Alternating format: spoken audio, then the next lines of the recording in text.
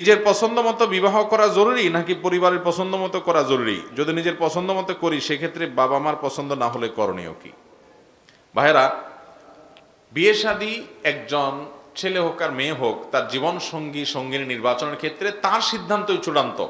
ইসলাম বাবা মাকে চাপিয়ে দেওয়ার কোনো অধিকার দেয় না যে বাধ্য করবে এখানে তোমার বিয়ে করতে হবে, এই অধিকার বাপ মার নাই। কিন্তু ছেলে মেয়ে সবসময় চেহারা, ছবি, অন্যান্য বিষয় আসে এগুলা নিজেরা দেখে নিবে, কিন্তু অন্যান্য দিকগুলো কোন ফ্যামিলিতে গেলে ভালো হবে না হবে এই বিষয়গুলো মুরব্বীদের উপরে আস্থা রাখবে। যদি তারা বিচক্ষণ হয়, তারা যদি ভালো মন্দ বোঝে, তারা যদি কোরআন হাদিসের গুরুত্ব বুঝে, দিনদারির গুরুত্ব বুঝে, তাহলে তাদেরকে প্রায়োরিটি দিবে।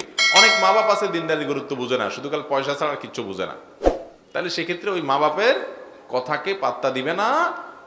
পাত্তা দিবে না বলতে দিনদারিকে গুরুত্ব দিবে, বাবা মাকে ম্যানেজ করার চেষ্টা করবে। ম্যানেজ করতে না পারলে বিনয়ের সাথে বলবে যে বাবা আমি দিনদারিতে কোনো স্যাক্রিফাইস করব না, ধার্মিক ছেলে ছাড়া ধার্মিক মেয়ে ছাড়া বিয়ে করব না, এটা তাকে জানাই দিবে। কারণ নবীজি সাল্লাল্লাহু আলাইহি ওয়াসাল্লাম বলেছেন ফাসফার বিজাতিদ দ্বীন, ধার্মিক মেয়ে বিয়ে করে তোমরা জেতার চেষ্টা করো, বিয়েতে তোমরা সফলকাম হওয়ার চেষ্টা করো। সেজন্য সেটা করতে হবে, কিন্তু বাবা মাকে সন্তুষ্ট করে নিতে পারলে ভালো হয়। এবং বিয়ের ক্ষেত্রে ইসলাম ছেলে হোক আর মেয়ে হোক তাদের অধিকারটাকে মূল রাখছে, যে কার সাথে সে জীবন কাটাবে এই ব্যাপারে মতামত দেওয়ার অধিকার তারই সবচাইতে বেশি। বিশেষ করে লোকটাকে আমার ভালো লাগে কি লাগে না। আমাদের দেশে অনেক ক্ষেত্রে জুলুম হয় মেয়েদের উপরে, ছেলেদের উপরে, বাবা মা চাপায় দেয়, মুরব্বীরা চাপায় দেয়, চাপায় দিতে পারবেন না, তাকে বুঝান। বিশেষ করে দেখতে ভালো লাগে কি লাগে না এটা একান্ত তার চয়েসের বিষয়, এটা ব্যাপারে তাকে পীড়াপিড়ি করা উচিত হবে না। আবার ছেলেরও মেয়েরও বোঝা উচিত বাবা মা অভিজ্ঞ মানুষ, সিনিয়র মানুষ, তারা ফ্যামিলিগত বিষয় অন্যান্য বিষয়গুলো তারা দেখুক, চেহারা, ছবি, ব্যক্তিত্ব, অন্যান্য দিনদারি এগুলোকে আপনি অবশ্যই প্রায়োরিটি দিবেন, এবং এক্ষেত্রে ছেলে মেয়ের অধিকারই বেশি। কেরাত শুদ্ধ হলে প্যান্ট শার্ট নিয়ে ইমামতি করা যাবে কিনা?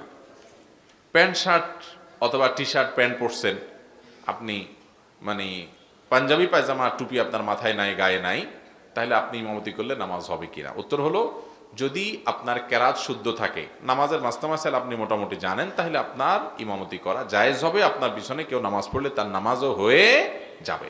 মূলত এগুলো তো বিচ্ছিন্ন, যখন কয়েকজন মিলে জামাত করেন তখনকার ব্যাপার।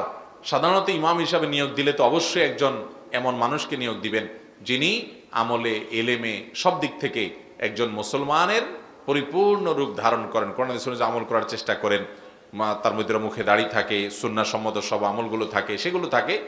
সেই সাথে আপনার তার ভিতরে কোনো প্রকাশ্যে ফাসিকি কাজ করার মতো কিছু না থাকে, এটা থাকলে তাকে ইমাম বানাতে পারেন। এমনকি শার্ট প্যান্ট পরেও যদি কেউ ইমামতি করে, প্যান্টটা টাকনু নিচে যদি না যায়, শরিয়া লঙ্ঘন না করে, তাহলে এই ব্যক্তির ইমামতিতে নামাজ হয়ে যাবে, যদি তার কেরাতটা কি থাকে, শুদ্ধ থাকে। আমরা অনেকে টেনশন করি যে ইমামতি করতে বোধহয় মাদ্রাসা না পড়লে ইমামতি করা যাবে না। না ভাই, বিশেষ করে হ্যাঁ, নিয়মিত ইমাম হিসাবে নিয়োগ দিতে অবশ্যই হাফেজ আলেম দেখে নিয়োগ দিবেন, সেটা তো বটেই। কিন্তু বিচ্ছিন্ন পাঁচজন মিলে হঠাৎ করে জামাত করবেন, নামাজের মিস হয়ে গেছে জামাত, এখন নিজেরা জামাত করবেন বা বাসায় জামাত করবেন কয়েকজন মিলে, তো সেখানে শার্ট প্যান্ট পরা মানুষও জামাতে ইমামতি করতে পারবে যদি তার নামাজের মাস্তামাসাল জানা থাকে।